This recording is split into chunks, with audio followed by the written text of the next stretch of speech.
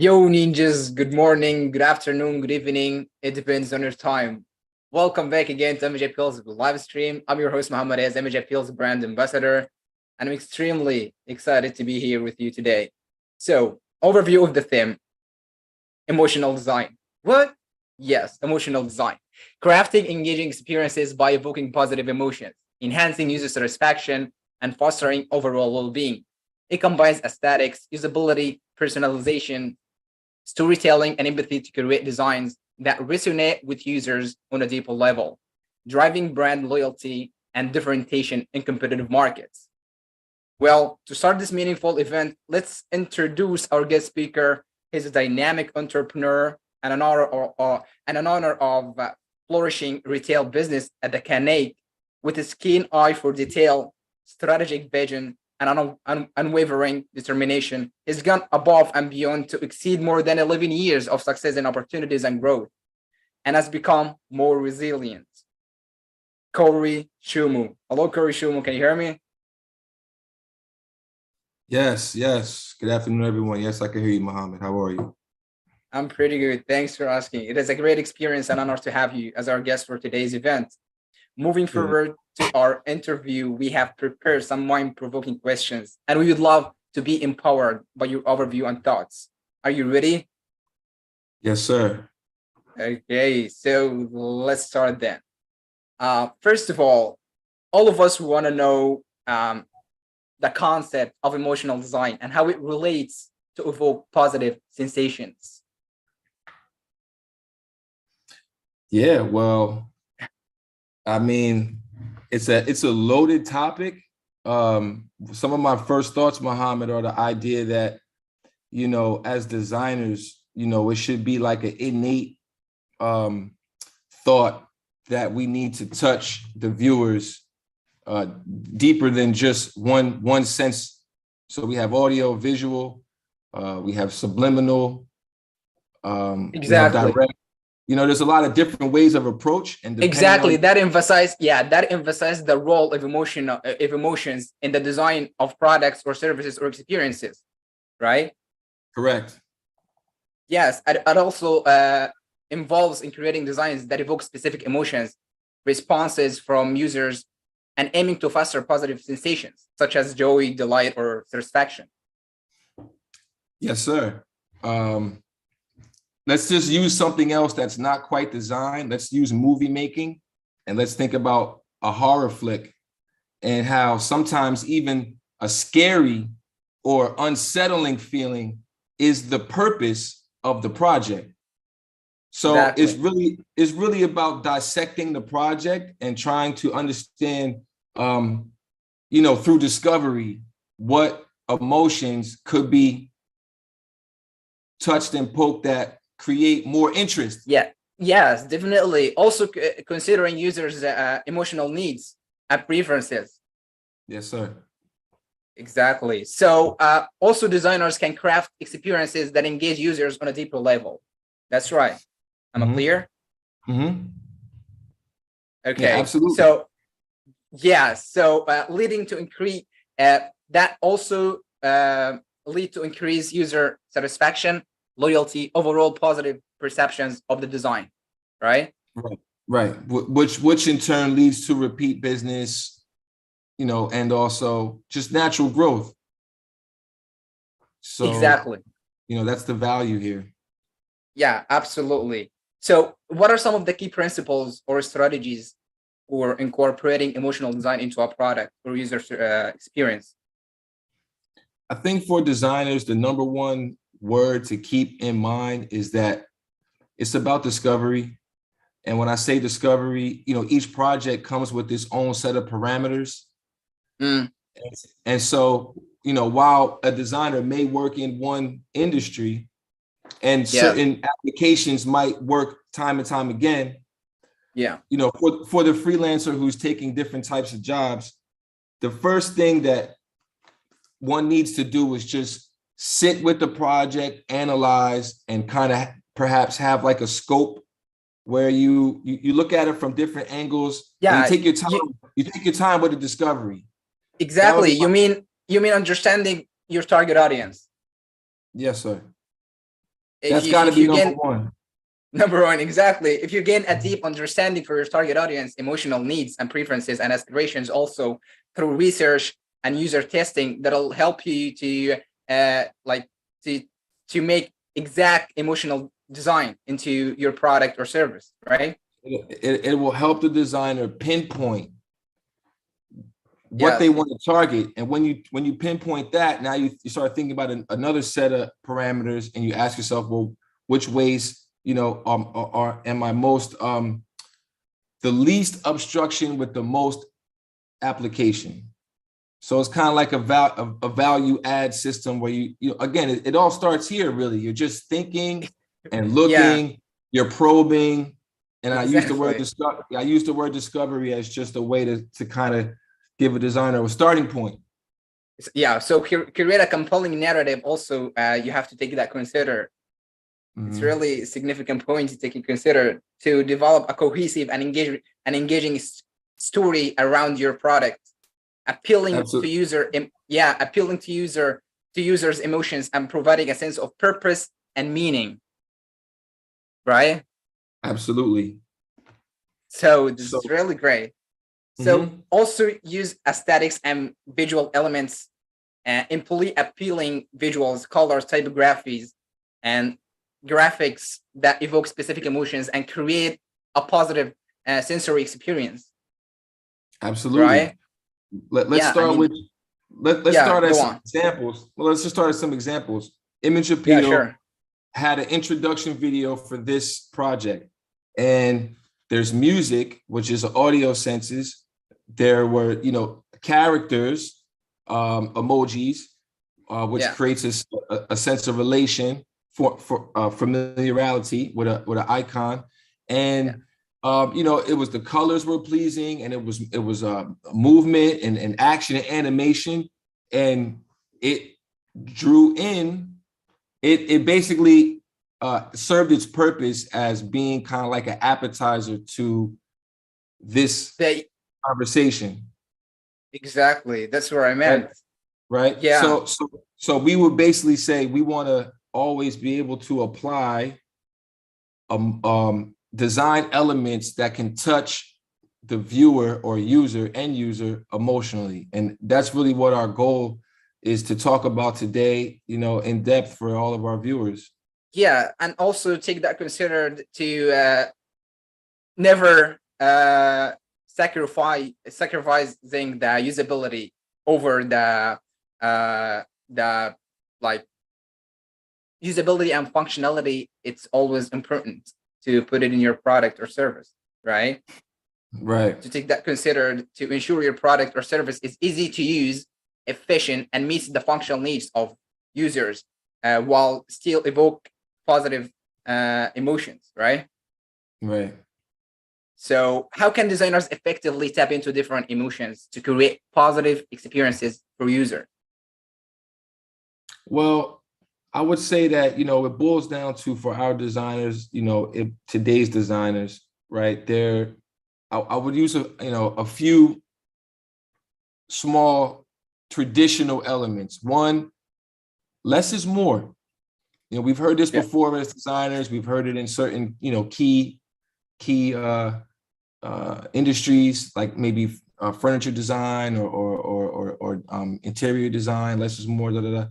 However, yeah, when it comes to creating any type of project for uh, for someone that you're creating a project that is being launched to an audience, we really want to try to bring in key points that touch the project at hand. And there's such a vast array of what the project could be. It's hard for me to just narrow it down, but that's why I said with the discovery part, that's where we start to eliminate. You either add or eliminate certain visions or points you might have, design schemes you might have for the project at hand. And, that would be the starting point, just kind of gathering your tools and also researching the said client. yeah. By conducting, okay. So by conducting user research and empathy mapping, designers can gain insights into users' emotional Right. triggers and design experiences. Absolutely. And just to be a little more detailed about what I'm saying is regard to, the specifics of the project. Let's use healthcare. It's a lot of Healthcare. design work in healthcare sector. And Okay. what you see a lot of stock photography with images of the faces of humans, that are showing some type of emotional facial expression, whether it be happy or sad or whatever the point. And so that industry uses stock photography and or custom photography quite heavily in their productions and their layouts. And so again, just kind of noting that each project has its own set of tools and devices that we would lean towards.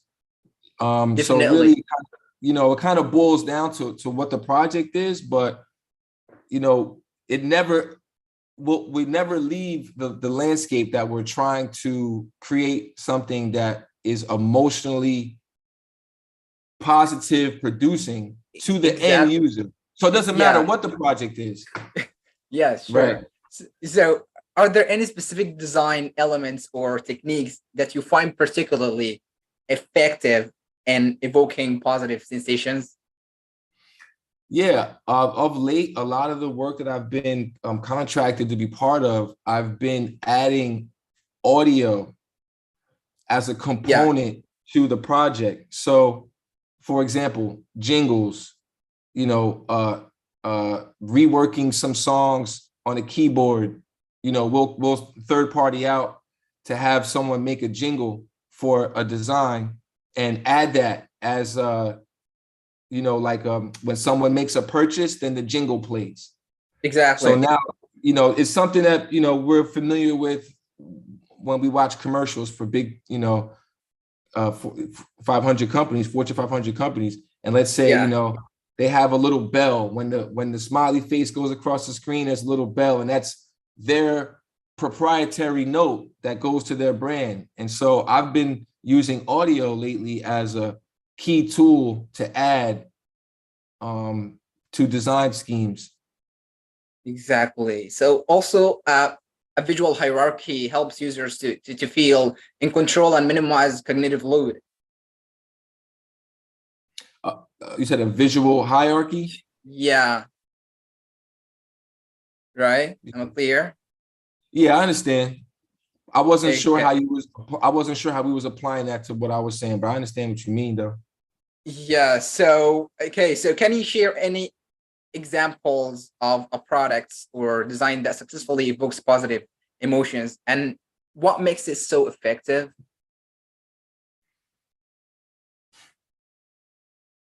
There's a vast array of projects that we could put our eyes on every day. Really, Yeah, commercials have a short amount of time to get your attention span to draw you into a product. Lately, let's I've been say let's say let's say, for example, meditation or mindfulness app, or apps that utilizes calming color palette or something like that. Mhm. So, where I spend my time mostly is kind of where I'm, my visual space. So when I'm, I get some questions, like I'm just really going to my memory. And I'm also I'm not a new pet owner, but I have a new pet and it's a new breed. So I'm spending a lot of time in this world. And I've noticed, essentially like the human emotion is like the strongest reaction. And so my mind, as I'm trying to answer the questions, is really leaning towards spaces where photography Yeah, is like the strongest, custom photography is like the strongest conducer of like an immediate reaction from another human. Exactly, immediate reaction. Yeah, right. You know, and again, I'm saying immediate because it's like we can respond to each other. Now, to add to this point, if maybe our audience isn't aware, but Yeah, the domesticated dog is is noted as being man's best friend yeah, because of our eyes, that a dog's eye has the same pupil status as the human eye. And so yes, the color around, not all dogs have it. Some have the dark pupil and their eyes look black. yeah, But for the dogs that have like our same coloring eye, it's something about it that makes us most gravitate towards having a domesticated dog as our pets. exactly. And so again, just using the word emotion and thinking about, because recently I had to buy pet insurance and I'm flipping through the pamphlet and there's, you know, a lot of images of the dog and he's either sad or he's either happy, and you know, you're relating to the imagery. Yeah, living users feeling uplifted or motivated to continue their Right. mindfulness practice. It's Right. And right. and again, so when you say like, you know, specific you know, pieces that have been produced that elicit the feelings, really, the emotions, you Yeah. know, it could be found in so many places. I want to give you another example of where I find, you know, emotional design in, like, I'm gonna use the word non-traditional in the music videos. Yeah. I like to watch music. I tend to watch a lot of music videos with the sound off because I'll be on the phone or I'll be in I'll have a conversation, but I'll mute With the a sound TV out. with the sound off. So when the sound is off for like a, you know, a today's music video, let's use it doesn't Okay. really matter, rock or rap, pop, doesn't really matter the genre. Yeah. There's a lot more cut and editing and splicing of the clips than in the past. And that's because today's mindset, we have a shorter attention span. And so Sure. I notice a lot in the music videos. I notice more product placement with the sound off than when the sound is on. It's like my brain is, I'm caught up in the audio part of it and I'm listening and I'm more melodic. But when I turn the sound off and my eyes are watching the same video, I'll notice more of product placement, you know, just clips that I didn't catch when I'm listening to the video with the sound on. So it's also just a key point as to our sensory components in emotional design and how designers could manipulate. There's an array of areas to manipulate that you could trigger a viewer. Yeah. So I mean, sense of delight or enjoyment, right? Yes, sir. Okay. So can you share? I mean, how can designers balance functionality and aesthetics when it comes to emotional design? So let's break that down. We say balance aesthetics Yeah. versus, go I ahead. mean, yeah, aesthetics versus functionality. I mean, how can they balance the both together into emotional design? Like they can prioritize usability while integrating visual appealing and emotionally resonant elements that enhance the overall user experience. Correct. I think to pin down that point, Muhammad, I think a lot of that might fall under some technical framework where, you know, we don't want to overload the site with too much data that makes it run slow, or maybe it makes it run slow on mobile, things like that.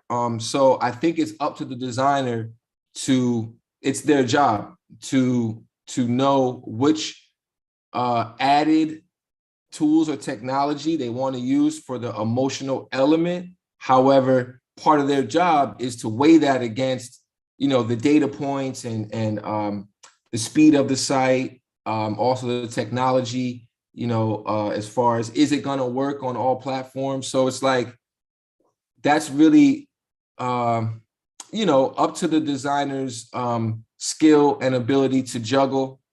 And I think that's what, puts some service people above the other or not, is able to manage both key points. But, I think right now that's like the least of a designer's worries, is like overloading a site with heavy data, because there's so many ways to, scale down just the tech side, as far as, what type of imagery you're using, what type of file extensions are you using. Like, there's so many different ways to fix the overload side. But the scheme is really like the proprietary element that the designer creates, as far as how to touch the emotion, whether it be the colors, whether it be the animation, whether it be the audio. You want it to last on 3 levels: visceral. Truly. I have some notes I just wanted to share. It's really helpful. You're very welcome. You definitely, as a designer, we definitely want our effort to last beyond the first impression. So the way that it could last is 3 elements. We have a visceral, which is your gut reaction to a design. And again, it doesn't have to be like, fairy tales and flowers. It doesn't have to be like only that, depending on the project. If it's a scary movie promotion, then you need to be scared, on the first. So again, it's not like you're only there to make one type of emotion. There's such a vast array. That's why the project needs to be, discovered. You have to ask yourself as a designer, what can I achieve here? Then also, so we have 3 levels. You have the visceral, which is a gut level, your first impression. Secondly, we have behavioral, which is like, how does the emotion of the design, the impact of the design, the feeling of the design, how does that lead your behavior? Yeah, how does that lead your behavior? Does it want to make you want to see the movie? Does it want to make you want to tell a friend? Does it want to make you want to click the promotion? There's a few elements there. I agree. Yeah. Right. And then on the third level, we have reflective, which means like beyond your first impression, days down the road, are you still thinking about it? Do you want to go back to the site and try now, a few days later? Did it have a lasting impression? So, you have your like visual, emotional cues, audio, sensory, touch, taste, feel. Like all these things are kind of like the how you target emotion. And then on 3 levels is how you want that emotion to last after you've created your design, which is visceral, behavioral, or reflective. Right. I agree with you. It's real helpful. So do you recommend any specific user research methods or tools for understanding and capturing user emotions during the design process? I do, Mohammed. And again, like I'll use the word. Go on. Go on. I was going to say, I'm going to use the word non-traditional.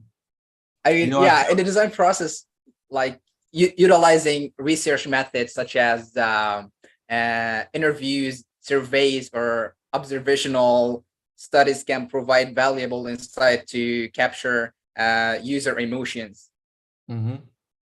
I feel as though that current events and social trends is very important to be either aware of or have access to.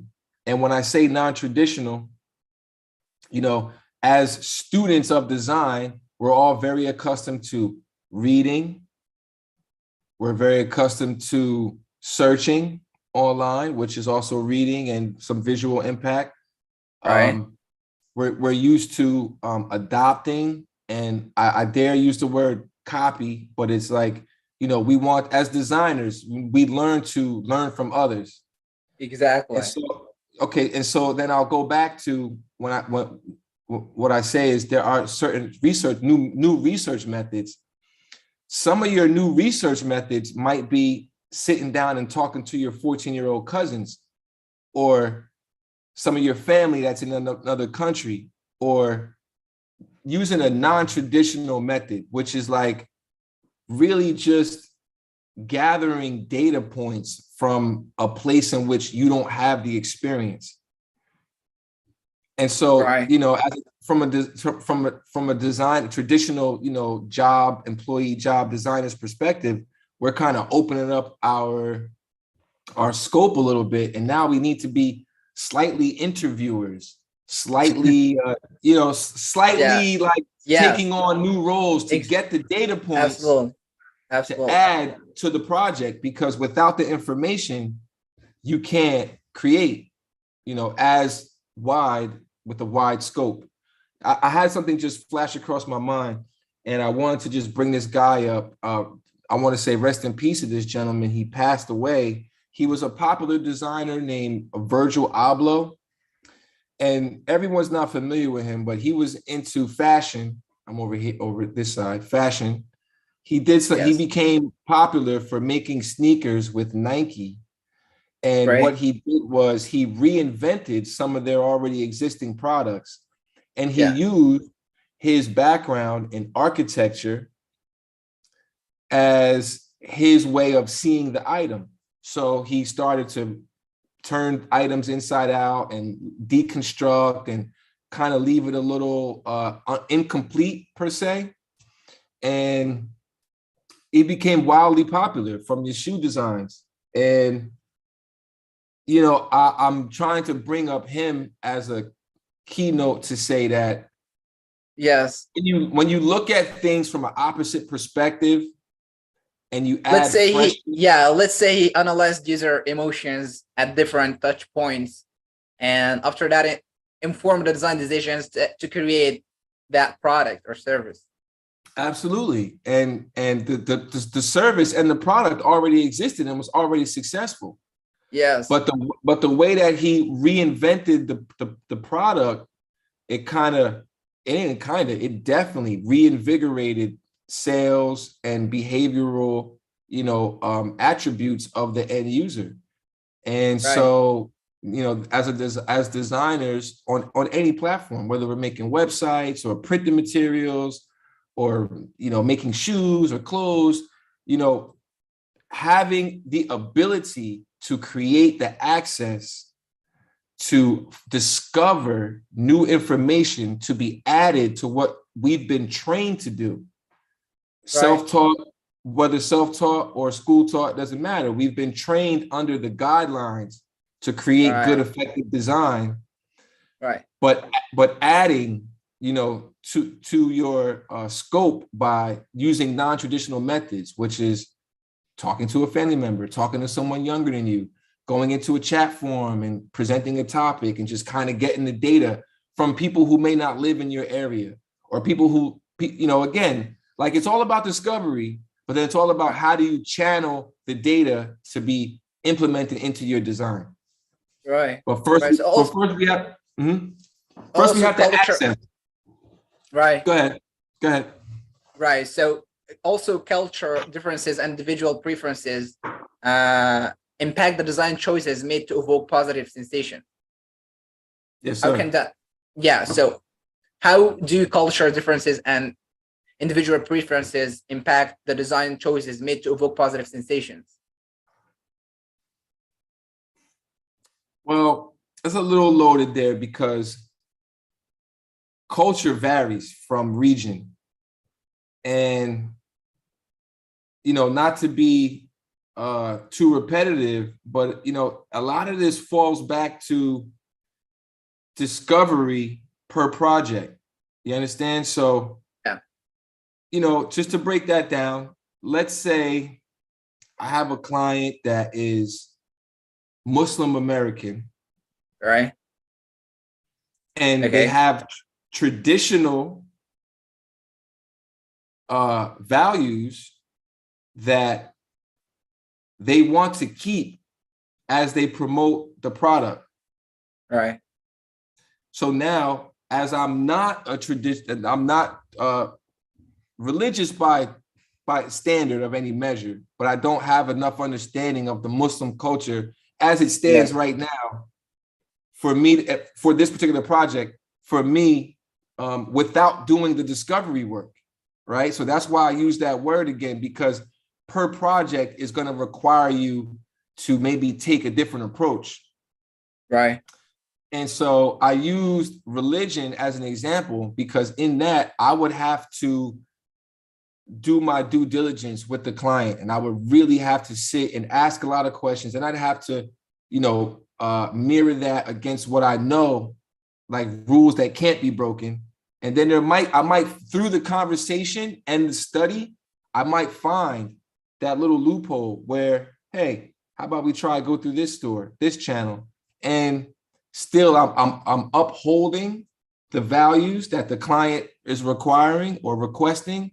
At the same time, I'm adding some newfound spin that, gives it an edge without breaking the rules, right? But Without breaking the rules, yeah. Yeah, right. But it takes time. But hold on, Muhammad. Then there are projects that breaking the rules is like what you're trying to do, So right. There might be a design project that breaking the rules of traditional design might be like the shock value or something might be what the job requires. We're talking advertising now. You know what I mean? Right. Like that might be kind of what you need. So again, I just go back to the scope. Right. You know what I mean? Okay. So the jobs always fall into a scope, and it's up to us as designers to sit with it. And some of us do this faster than others, but we have to sit with it. And we have to come back to the client with an approach. Yeah. So in your experience, what common mistakes or pitfalls should designers avoid when trying to create emotional connection with users? One word, limitations. Yeah. There is no limit to what could be triggering. And it could go from happy and pleasant to scary and sad. And there's a whole lot of other stops in between both of those sides. Those are two extremes. Yeah. But for us as designers, we can't be limited to think we can only work one way. It has to be an open scope. And through discovery, you start removing certain parts. Now you're left with these parts, but it gives you more time to channel your energy on the two parts or, per se, that you focused on. So that's got to be. Designers should avoid the pitfalls of prioritizing aesthetics or over usability and functionality as a visually appealing design that fails to meet users' needs can lead to frustration or disengagement. Absolutely. The end of all of our jobs as designers is to lead the client or the viewer rather to a sale or a satisfied transaction.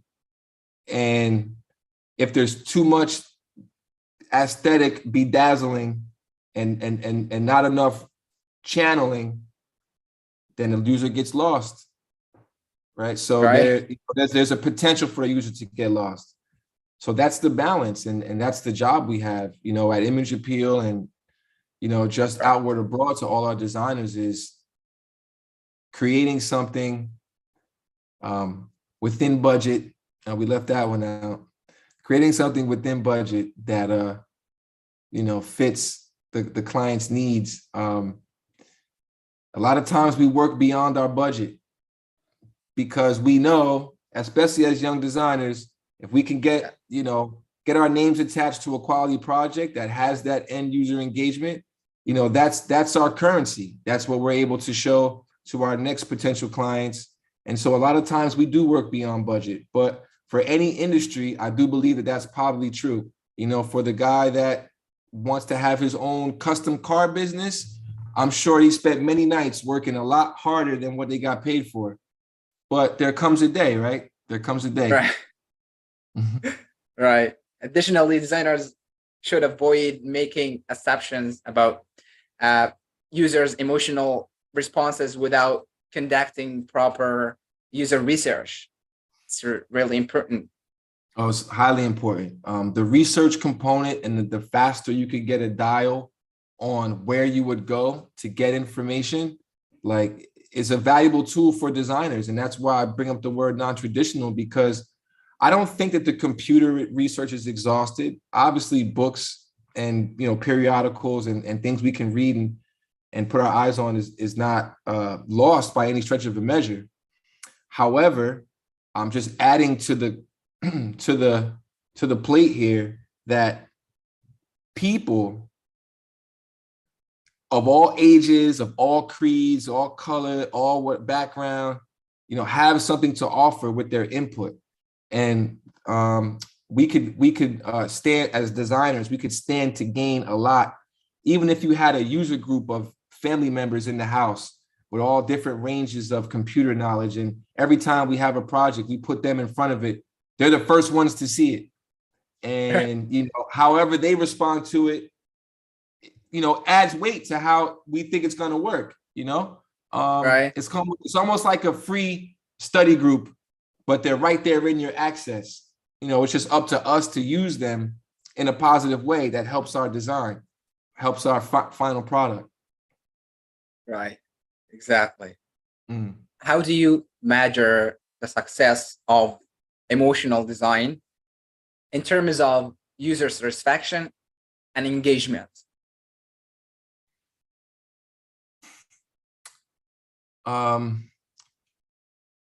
Per project, it really has to dial. It really ends with what you've able to produce. So, for example, if we go outside to promote a new product or service, and our goal is to get email signups, the number of email signups is, to me, the determining factor of were we successful or not. So let's say we know there was 1,000 tickets sold to a festival, and we had a table, somewhere right close to the front. And if we could get 25%, then we'd be satisfied. I'm throwing numbers out randomly, but the client, would be part of this. But if we could get a certain percentage of the 1,000 people to come through the door to see our logo, hear our pitch, and then sign up for the email, then the job was successful. So depending on what that number is how I would gauge that, whether we succeeded or not succeeded. Let's say that, by assigning user satisfaction and engagement through various metrics, one approach is to conduct user surveys or gather subjective feedback on the emotional impact of the design. Additionally, tracking objective indicators such as user retention rates, time spent on the platform, and conversion rates can provide insights into the effectiveness of emotional design in capturing and retaining user interest. Yeah. Client interest in your product is a number one, what we're trying to establish ourselves. That's what we do. We put, as designers, we create elements that force or can force a user to focus their attention on this product, and then want to stay with this product, and maybe even tell a friend, because it's such a good service, such a good product. Right. And the more emotions we could touch in that element, the more likely, the more likely they are to carry that forward. Right. Absolutely. So can you share tips or advices for aspiring designers who want to create emotionally engaging experiences? Sure, Mohammed. I think so. Using some words that I've used already, but I think traditionally that photography is the fastest conducer of emotion. It's the quickest way to reach, because we're, as humans, we're able to read the next humans. We know when we're in danger, we know when we're in safety, and we could tell just by the other person's visual cues.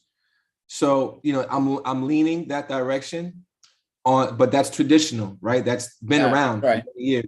So moving forward, I feel like, or moving more into a more future dynamic, I feel like the custom audio is like the new hook. I feel like it, because it's invisible. So it's Invisible. opposite. It's opposite of photography, because photography is all eyes Yeah. and brain Right. and calculation. But with the audio, it's hitting you at a different note. And that's one Right. of the reasons why, radio ads, are still strong, because people are still in their cars. The radio still exists. The radio has transitioned into the internet. And I just do believe that, for our new designers, people that are just entering the space, you really have to think outside the box and kind of bring something new. And I feel like for every generation of new designers, there was always that conversation where it's, what are we bringing new? Every 6-7 years, there's got to be a new guard that's just thinking different, because these are, as generations come, there's every decade, there's like a new layer of No complexity. technology. Yeah, new Exactly. technology, even the AI. communications, Exactly. everything. So, it's a balance of traditional methods versus new, non-traditional, only because it hasn't been tested. But, I feel as though evoking emotions in design is fast becoming like the must-have in ad work, in design work, in promotional. It's always been like the good designers would do it, kind of, you wouldn't really know it. But now it's like almost like not a household word, but people are picking up faster. And it really has to do with a lot of technology. I mean, there's a lot more people who are aware of what the machine can do and what they can create. There's a lot more apps and software to create things much faster and easier. And it's just becoming more of a daily tactic. We got a lot of entrepreneurs and people creating businesses. And, so these tools and these advice, this conversation is a little more common now, right? Highly So, common. yeah. That's Yes, really sir. great. Really, really. So how can emotional design be used to enhance user loyalty and brand affinity?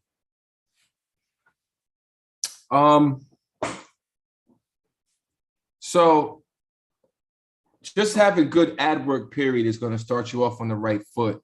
To add to that component, something that I've done lately was incorporate rewards points and systems into my service. So what that is like restaurants might offer people a free meal or a free drink if, like, you come to our store often. So you come 3 times, you put your Right. name, your phone number in like a little kiosk, Right. and on your 4th visit, you get a free item or something to that nature, discount, etc. I feel as though in today's society, even though we have, more millionaires and billionaires than ever before, there is a strong attachment to saving, and so even if people, are living a decent life, they're still interested in saving. And, it almost takes us back to the Depression era, when in the United States, this is where the beginning of the 9.95 and, these subliminal tricks to like make people think they were spending less when it really was the same price. But again, it's like we have to pay attention to what the times are. And we have to key in and clue in on how to use and positively manipulate what the current affairs are with our end goal for the said project. I mean, yeah, it plays a crucial role in enhancing user loyalty and brand affinity.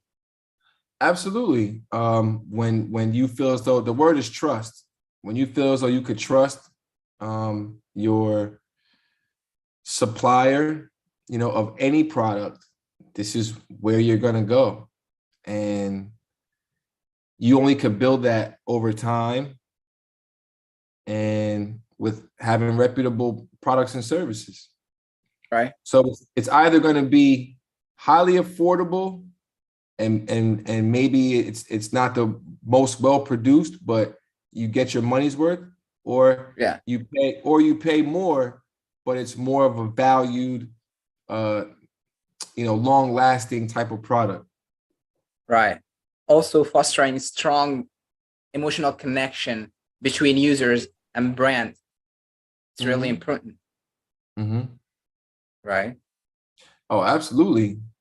And companies can create brand integrity and hook their customers really by being consistent, and through positive design elements, promotions, ads, commercials. You build an audience that is in like mind, and really we're trying to get families on board. We want everyone to appreciate the product, because if your parents use it and then the kids see it, ideally they just grow up appreciating that product or that service. And a lot of different industries move this way, from automotive to legal to, there's a whole long line, doctors, right? Like there's a whole long line of products and services that we're trying to, the business owner is trying to hook everyone in the household. They want to service everyone in the household. Yeah, trying to increase the engagement. Mm-hmm. Right. Yes, sir. So, are there any emerging trends or technologies that you see significantly impacting emotional design in the future? Well, yeah, I mean, AI. AI, Yeah, exactly. AI. It's really important thing to take into consider. Well, when we say a tool, I feel as though I haven't had the opportunity to fully divulge like I would like to, but I'm aware of the different Yes. tools. And, so the strategy there is you never really know what you're going to get, right? I mean, you put in the data and then it spits out what it interprets your data. And so Yes. that's kind of like a little bit of a mystery sometimes with that world. Mystery. But a little bit. I mean, they give you what Yeah. you ask for, but you might got to ask a few times before you get what you want. Right. Right? Different, change the parameters. You might get a different, get a different view. But it has a significant impact on emotional design. Well, it will, because it's such strong visual content so quick that it's going to be its own tool. It's going to, it could potentially eliminate the need for, some of the things that we've been trained to do over the decades. Right. Because once the audience, which is the masses, are able to access the tools and get what they desire, then right. So I guess, it's positive because, we as trained professionals get to use the tools as well. But now we're also competing with the masses who may have access to the same tools. Exactly. So, this technology, exactly, really like have the potential to create highly engaging experiences that can that can open up new possibilities for designers to create a deeply interactive experiences. Right? Absolutely. So can you discuss ethical considerations involved in using emotional design techniques? Yeah, I had a project for a like a vape company. Okay. And what we did was we weren't able to, because of the time constraint, we weren't able to do custom photography. Yeah. However, we were able to find plenty of stock imagery that had the images that we needed. And what we did was we just basically curated a Web3 mobile applicable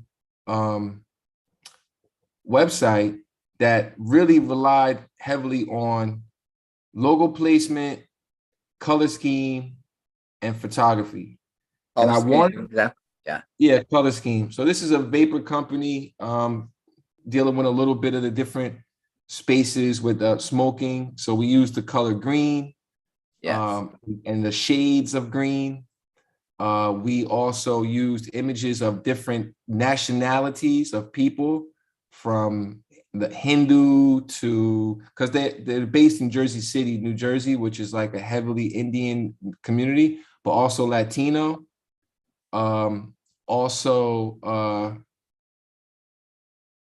Essentially we put like a contact us.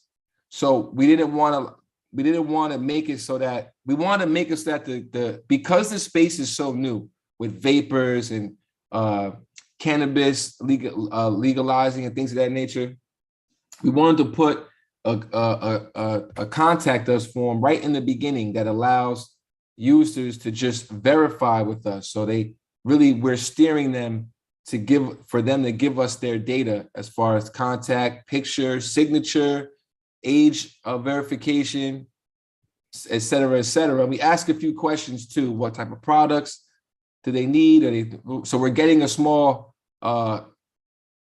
like a survey. We're getting their contact information. And from there, we can build that up. And then when we launch the site with all the products, we already have a list, of our people. So what we're trying to do is create a safe zone that's not too off-putting, but we're still able to catch the viewers that come to the site. And it's been working. And so, this business is already in existence. And for the existing customers to see a website to go to, they're happy that, we're like, we've allowed them to be more grounded and more visible, have stronger access. Right. Okay. Have you encountered any challenges or obstacles when implementing emotional design principles, and how did you overcome them? I'm thinking right now, and to be honest, I really haven't had too many challenges. I think it's based on the type of designer and the type of like business thinker and leader that I may be, where I'm very forward, and I've kind of like checked out the channel before I step into it. And so, I'm at least just aware of the pitfalls, and I try not to go places where I'm going to have too much friction, because I feel like now I'm spending time discussing things that don't serve the end result. So it's like, as a designer, we don't have that much time, and I don't want to waste any time trying to remove something that I could just bypass. Right. So that's my thoughts on that. I really personally haven't had too many hangups. Yes, that can include strike the right balance between evoking emotions without overwhelming or manipulating users, understanding diverse user perspectives, overcoming these challenges requires user research, usability testing, feedback loops together insights, and ensure to the emotional impact aligns with indeed goals, right? Mhm. Incorporating ethical guidelines can also help address challenges and create emotionally resonant experiences, right?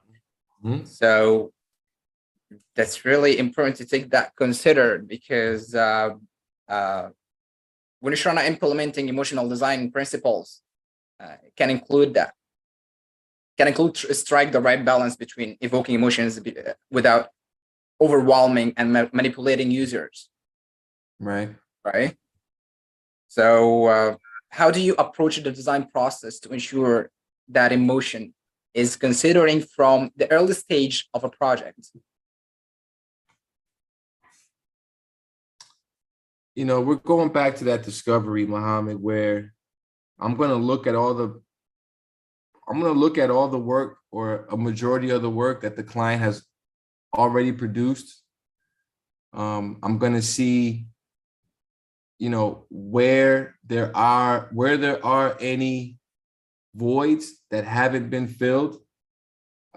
Maybe we expound on a component that's already been implemented in their design work, so we don't stray too far. However, depending on the discovery, right, maybe we completely scrap everything that they've done before and just go a whole different direction because it's kind of stale. right, Right? So I mean, again, going back to that word discovery, which I hate to beat like a dead horse, but I'm saying it requires discovery for all projects to know what you're dealing with. And then, budget is a huge key factor, because you can only really do but so much sometimes with the money that's available to the project. right. So my main thing is, between, I hate to ask clients budget first. I can kind of tell what your budget is based on how your business looks. Absolutely, but user research is really important, right? Right. However, as a designer, we stand to gain by doing the research regardless of what the budget is, because we're training our mind. We're training our mind to unveil the right path for the advertising. So Right, I would say, doesn't matter what the client is, we listen, we think, we right, research, right, and then we ask about the budget. Because right. I know that wasn't part of your question, but it is part of the grand scheme of how to develop these, campaigns. And Exactly. but we don't have to deter or scare or force a client to think about that right away. Mm. We should think about the design, because at least by thinking about it, we're giving ourselves the practice and the mindset, and we're training our minds how to come up with things quickly. Right, At least have a small scope of where you want to go, and we could do this inexpensive, but we could do this as be expensive, right. right? And so, again, like that is where it all starts, is the discovery. It really starts with a conversation. And these are all traditional methods that'll never go away. The phone, the human element, the handshake, the eye contact, it'll never go away. Interviews. Yeah, Yeah. it'll never. It doesn't matter how much AI comes out, that's still going to be a thing. And it's worth understanding. Yes. To gain insights into users' emotions, motivations, and goals, right?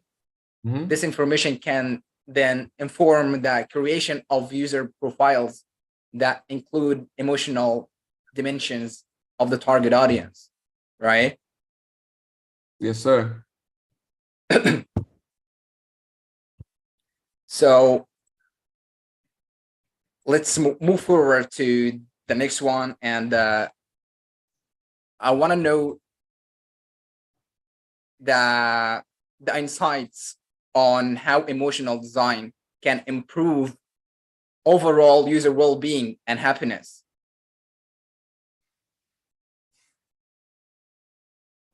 I feel like that's kind of simple because, you know, the energy that we put out as designers to create the overall good feeling is infectious.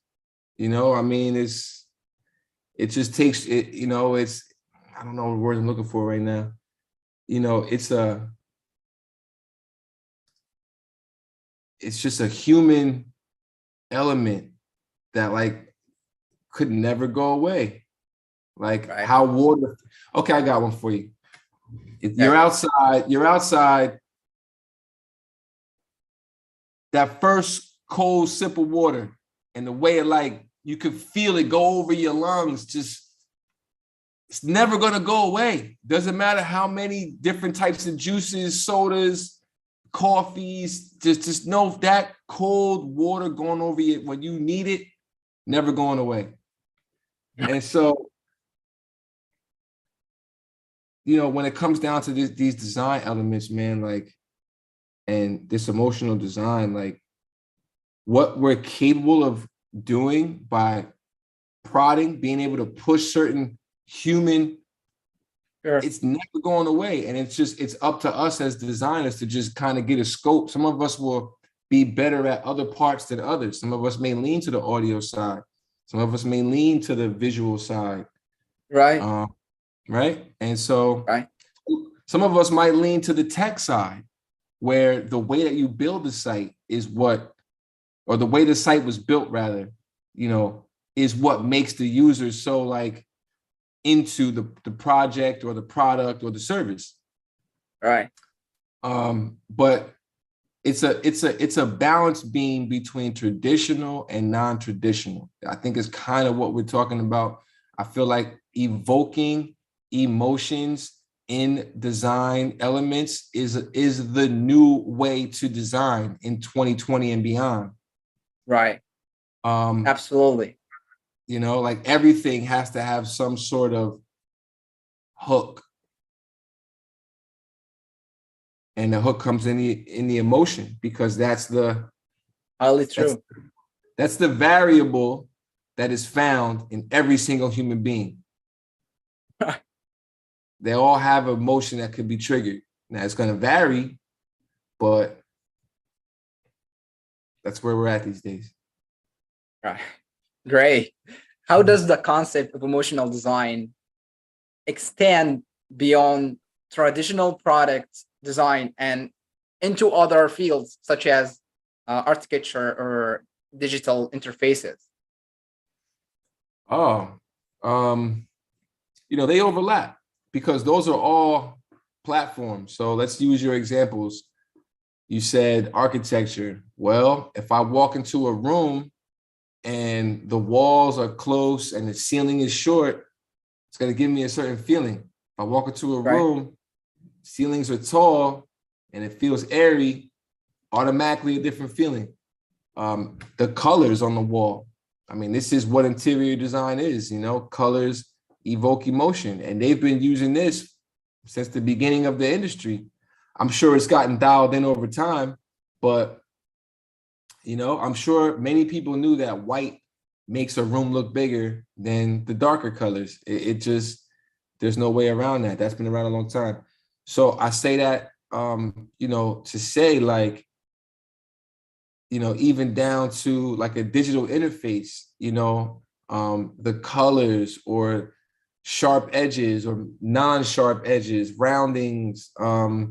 There are just certain factors in design or in a platform that absolutely lead to, you know, how a person feels instantly. Right.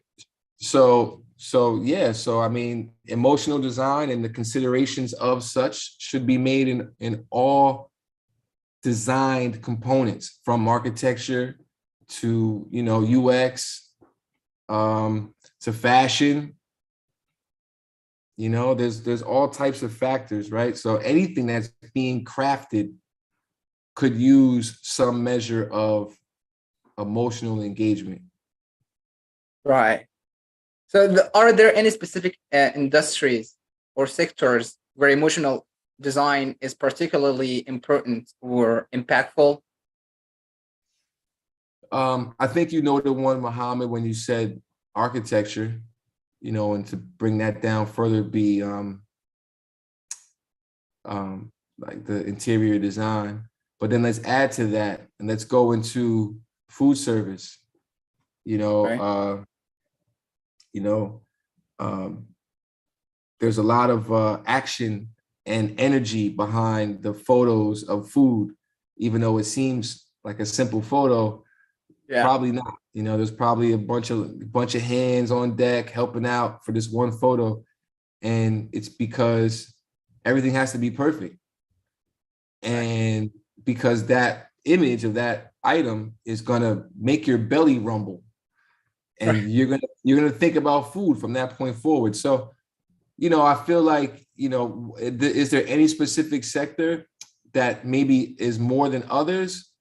I'm going to say no. I think that in 2020 and beyond, whatever you're going to try to have a viewer stop and take notice to, because there's so much going on, that there just has to be some sort of shock value or emotional hook or reward, like a Yeah. giveaway. There's got to be some Yes. sort of Sure. thing that attaches the viewer to your item, product, or service, because they don't really have a reason to linger too long when there's so many other things floating around just to grab their attention. Yeah. Mm-hmm. What excites you the most about the future of inspirational design and its potential to shape user experiences? Say the question one more time, Mohammed. So what excites you the most about the future of inspirational design, its potential to shape user experiences? I'm excited about AI for real. I don't, I'm not gonna say Me I'm too. afraid. Yeah, I'm excited about it. I feel like it's another tool that just, every tool has the ability to be manipulated. A hammer, a screwdriver has a Right. tool, the ability to be manipulated and used improperly.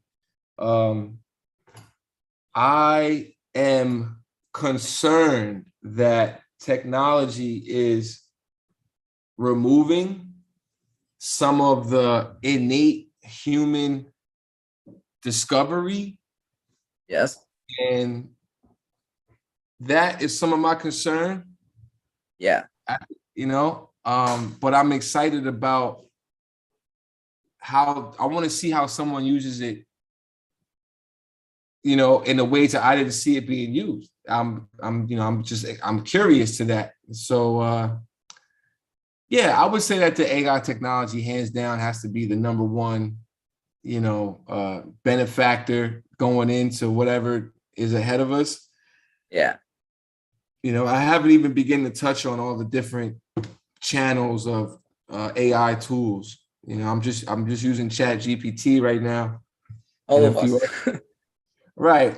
But there's a few different ones. Yeah. So, we'll see. I mean, it's kind of, there really is. I would be kind of foolish to have like the only answer to that. It's just wide open, open-ended, and we will see. We will definitely see. Yes. True. So that's really a great helpful. So let us jump into the live streaming audience questions. We got a question here. A minute. Okay. Sure. Yes. We have a question from Gift. How does color theory play a role in emotional design, specifically in creating positive design sensations? Well, color is again a visual cue that leads, right? Color theory is a tried and true method to attacking the visuals, emotional cues lead through the colors. So just a few examples, there's been science that says, right, yellow and red evoke hunger. Why is that? I truly don't know the real solid answer to why yellow and red evoke hunger, but I do know that if you think about most fast food chains, you're going to see yellow and red in their design. Yeah. And you say, oh, wow, well, look at that. So how does color theory play a role in evoking positive emotional design? Yeah. It has been a key element in attracting, again, these are all human skill sets and human desires. And a name just came to mind, Sigmund Freud, and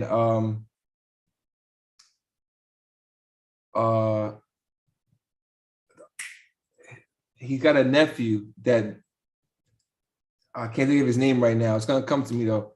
But basically, these guys for century now have enticed the human emotion in advertising, and color theory has been around just as long.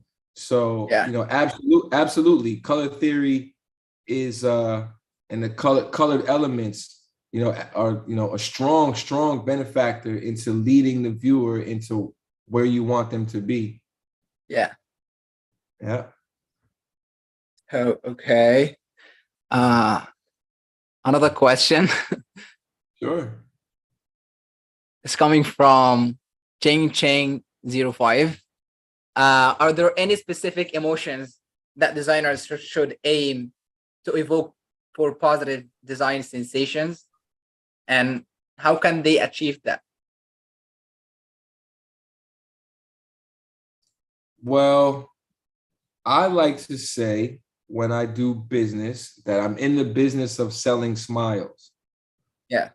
So if you can give a smile, you might get a smile. And if you can create an environment that would make a customer laugh, smile, be joyful of any kind, you're already on the right path. I feel like, we're talking about a lot of different platforms here to apply like emotional design. But if we're talking like web platform, then I think you want functionality to be like something that makes a consumer happy, because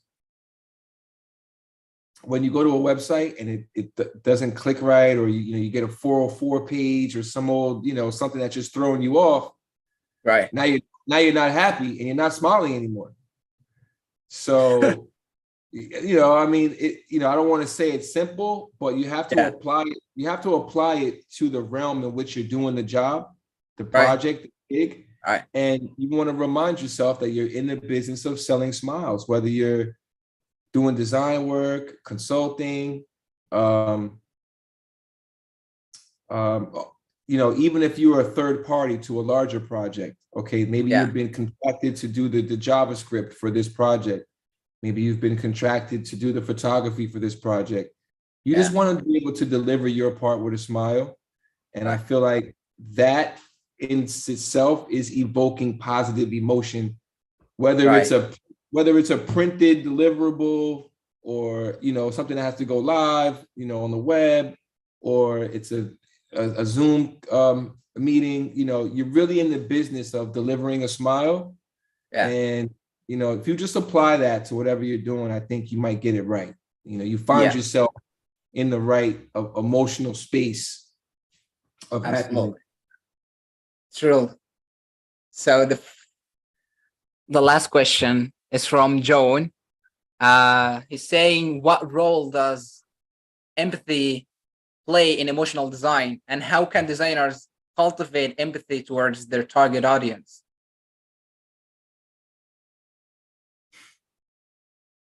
Great question, Joan. I think we're back to that discovery part.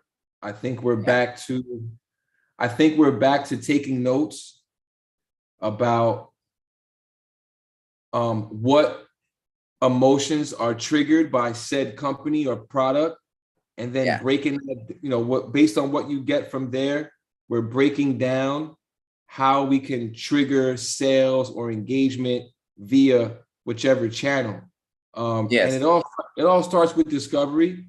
I think that also some of the focus group stuff we mentioned before, whether it comes at a cost or in-house. I think that's going to lead a designer towards maybe what target empathetic channel they want to lead towards. But absolutely, empathy and understanding, I think are very critical components to the job. And, I know we're talking about one specific part of this, but the discovery component of being a designer is healthy to sort of get a grasp on, because I think it's healthy to be able to turn away jobs just as important as it is to be able to jump on a task and say, I could get this done.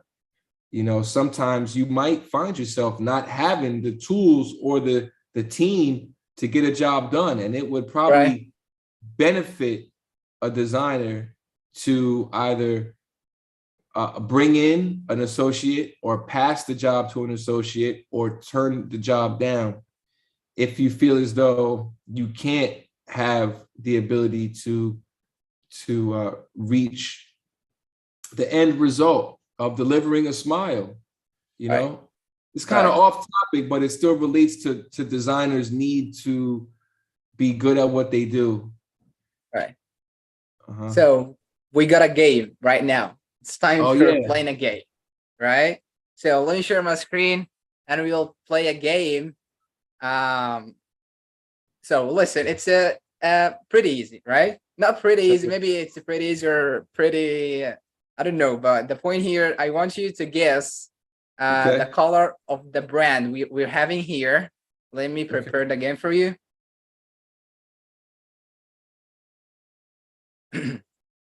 We're having here some colors for famous brands, right? I want you to guess the right brand. Let me share my screen. I didn't share it. Oh my God. Not yet. Yeah, okay. Let me share my screen.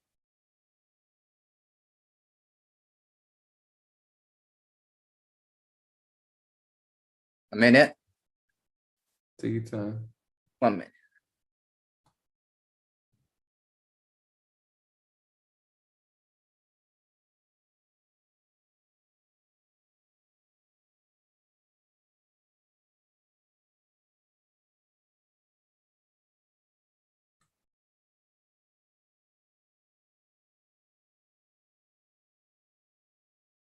I'm having problem here with sharing my screen. Let me fix it immediately.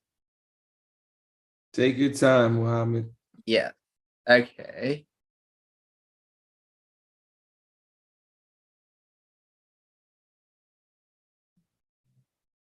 But we got a long conversation together, explained more about emotional design and all those things. We take it covered. And it was a great experience and honor to have you here, Corey.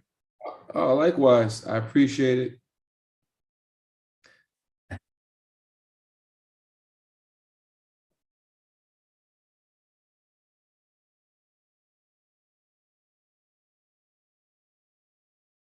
Okay, got it. Good to go. So, you share my screen right now? Yes. Okay, so we're having right now color. It's yellow, okay? The slogan right below, it says, I'm loving it. I want you to guess the famous brand about this color. Take your time, and we have 6 points At the end of that game, I want you to get 6 out of 6. Okay. Okay. Well, I tell you what, that's easy. It's McDonald's. Are you sure? I'm positive. How did you know that? Just being a stateside and knowing the branding and just being a child that grew up around that company, I'm very familiar with their marketing slogan. Right. So, right. It's McDonald's. So Right. let's move to the next one. Now you got 1 out of 6. Okay. Oh my God. What is that? What do you think about the feeling when you see this one? It just looks wrong. It looks really long. How what's your feeling? Let me know. My feeling is it's got a intense with the red. It's just it's off brand. If they change the color of their brand, do you feel comfortable with that? Nope. That's what we were talking about. Yeah, no, I don't. And the only way McDonald's could get away with something like that, they'd have to make a whole nother product. It'd have to be a whole different product. Like it had to be McDonald's vegan or something. And you understand what I'm saying? Like they'd have to, they'd have to change everything and just maybe they're like everything is like plant-based. So they got like the plant-based version McDonald's. Right. And they might eventually phase out the old McDonald's.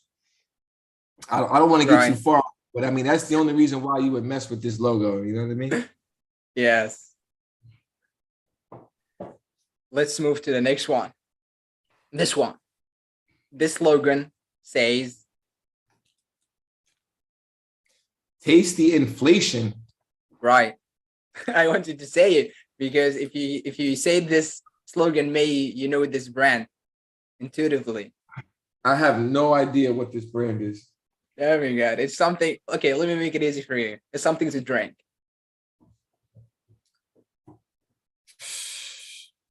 I mean, I want to say Coca-Cola only because it's red. But what did you say that? Only because it's red. But I've never seen the tasty inflation slogan. Okay. Are you sure about the answer? No. Do you want to change? I don't know. I don't know what it could be. I'm very unsure what it could be. Okay. Let's see the answer. Sure. Okay. Let's try. I said Coca-Cola. Yeah, because I make it easy for you. Yes. But that slogan I've never heard them use. So we should count this point or not? I don't know. I mean, I did say Coca-Cola. I just didn't know that's maybe okay. No problem. 2 out of 6. 2 out of 6. What do you think about that? It looks terrible. Why? I feel nauseous because we get accustomed to what they present to us over time. So when you change it, you're like, no, that's not it. Absolutely. I'm not feeling comfortable about that. So really when I see it, I'm not feeling comfortable. My eyes don't feel comfortable. Exactly. This is the point. By the way, let's move to the next one. Yeah. Okay, can you guess this one? Pretty easy. The slogan below says, "Be connected, be discovered." I'm gonna say AT&T. I don't know. I'm gonna say AT&T or some type of phone brand. Okay, if you focus right below on this slogan, it might related to technology or something like that? I don't know. Maybe Alltel. I'm not sure. Okay, so give me one answer. I want one answer. I was gonna say I said AT&T at first. Okay, let's see the answer. See, Facebook. look here. Facebook. Well, I guess because I'm not a user of Facebook. Oh my god, I I've don't think heard. it's Facebook. Okay, maybe because that's the reason.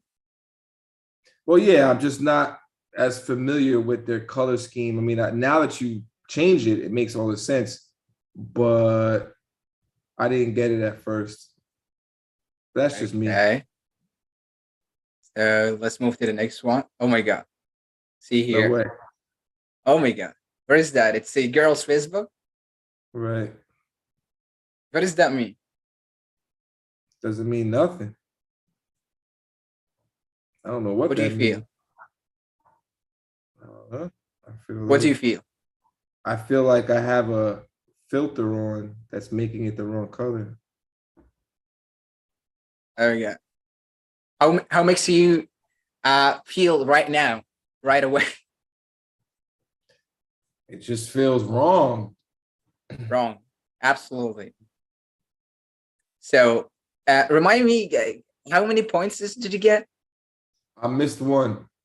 I missed one. So right now it's a 2 out of 6. Move to the next one. You must be guess this right. Spotify? Are you sure? No.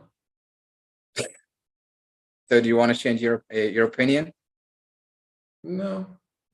your answer? No. Okay. Move to the next one. Let's see the answer. Absolutely right. Spotify. Yeah.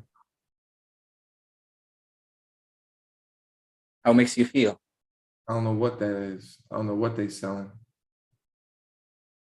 Absolutely. That we were talking about.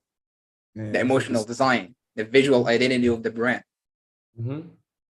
I want to know your feeling when you see that.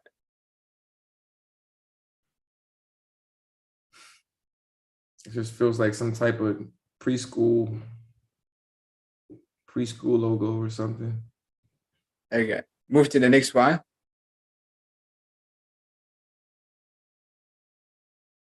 Hmm. We want to understand the world.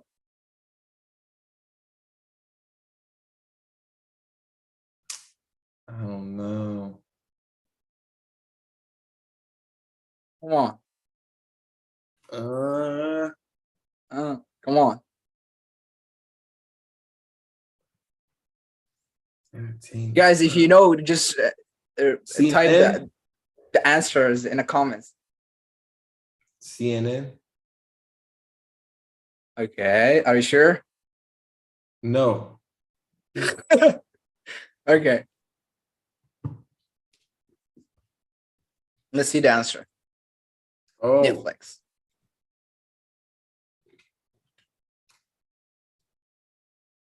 What do you think about that? How makes you feel? reminds me of Netscape. Let's move to the next. This one. It's a pretty old. Related to technology. Let me make it easy for you.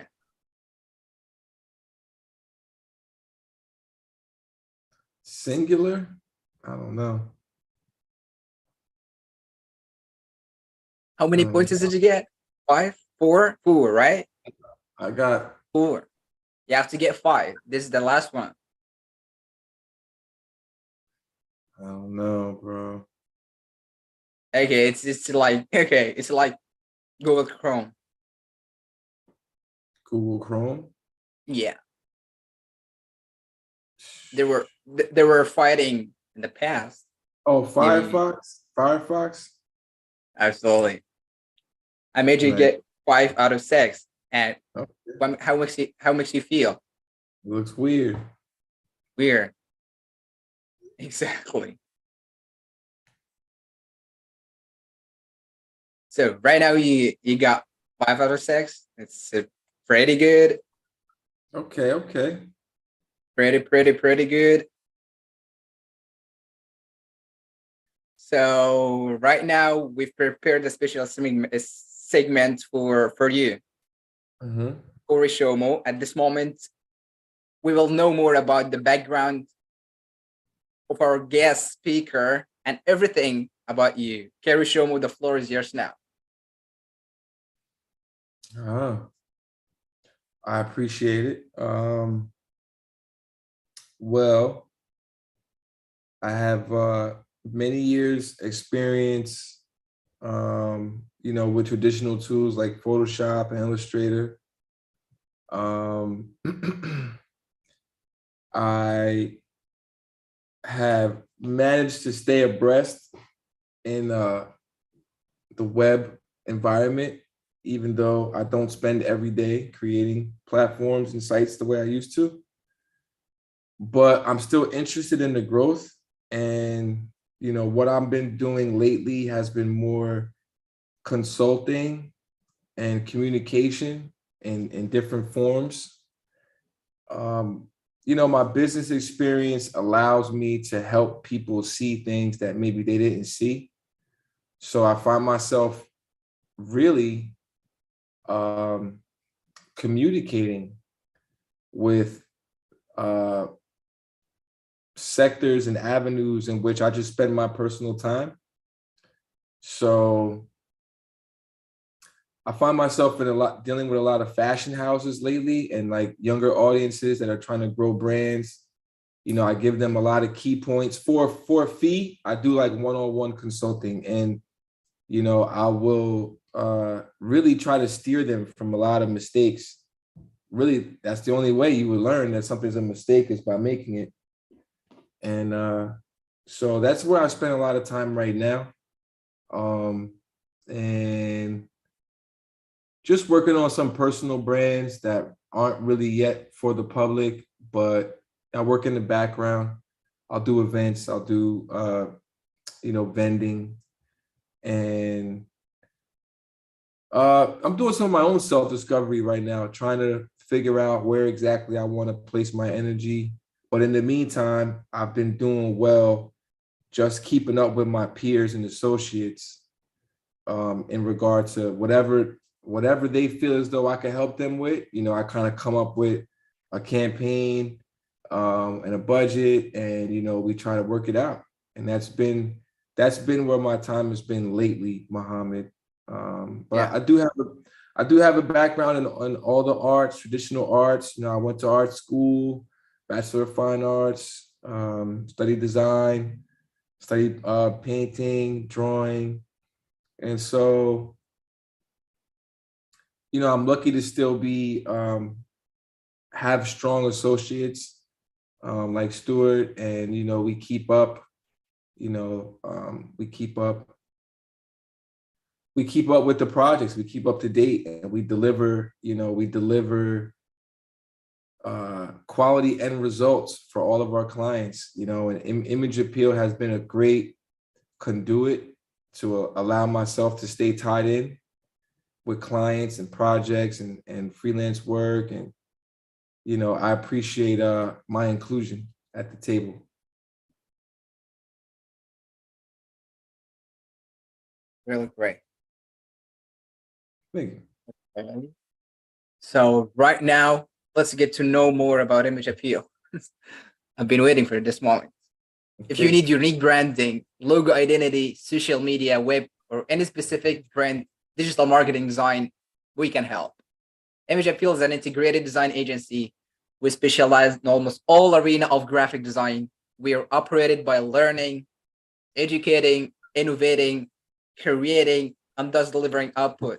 A fast-growing agency with a talented, creative team. I'm one of them.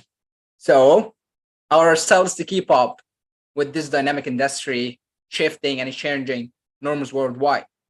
We admire people who do business, launch projects, create, trade, and produce.